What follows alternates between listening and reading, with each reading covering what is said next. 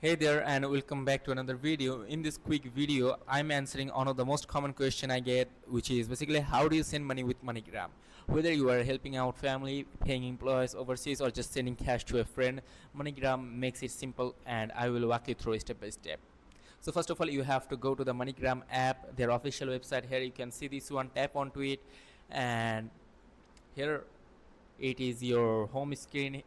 Wait, let it load. If this is your first time, click the red plus icon button at the top left corner and then add a new contact. You can choose your region from here, then you can choose your country or region, then you can choose your language, then tap submit. Now you have to enter the amount. Once your contact is added, tap their name and click send money. But make sure you are logged in first. You can choose your send money amount, then receive amount, then tap on to get started.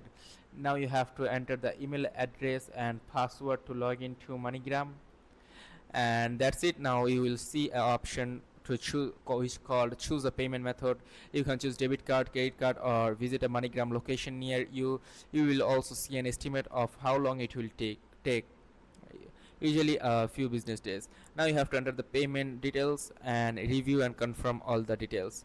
That's it.